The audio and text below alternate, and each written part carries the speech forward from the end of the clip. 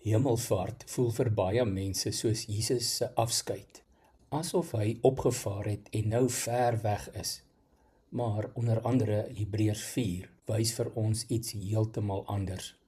Jesus het nie net hemel toe gegaan nie, hy het as ons groot hoëpriester deur die hemele gegaan.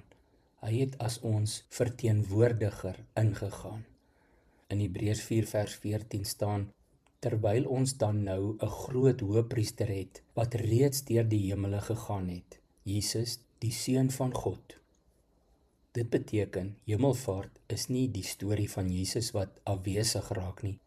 Dit is die verhaal van Jesus wat regeer en intree. Daar is reeds 'n mens met 'n hoofletter op die troon van die hemel, en hy dra nog steeds die merke van die kruis. Hierdie is die mees ongelooflike troos vir elke mens, want Jesus verstaan ons nie net in teorie nie. Die Hebreërskrywer sê, hy kan medelee hê met ons swakhede. Hy weet hoe dit voel om moeg te wees, om versoek te word, om verwerp te word. Hy weet hoe dit voel om pyn te ervaar. Hy kyk nie van 'n afstand af na ons lewe en sê, probeer harder nie, want hy verstaan en hy gee regtig om. Ek lees graag saam met jou vers 14 tot 16 uit die Nuwe Testament vertaling.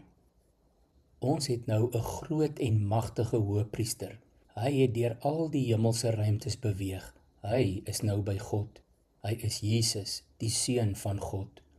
Daarom moet ons met alles in ons vashou aan dit wat ons oor hom bely. Hy is die hoëpriester wat vol simpatie is met ons as gevolg van ons swakhede. Hy is op presies dieselfde manier versoek as onsself in alles, maar hy het nooit enige sonde gedoen nie. Laat ons dan nou met groot vrymoedigheid naderkom na ons genadige God se troon toe. Daar sal ons ontferming ontvang. Daar sal ons genade raakloop. Daar sal ons op die regte tyd hulp kry. Ons mag dalk soms dink dat God geïrriteerd raak met ons swakheid. Maar die evangelie sê iets anders.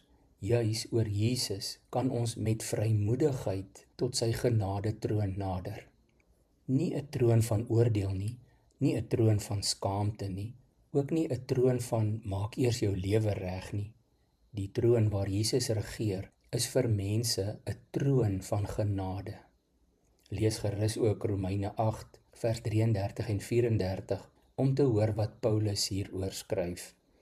Ek en jy hoef nooit weg te kruip nie.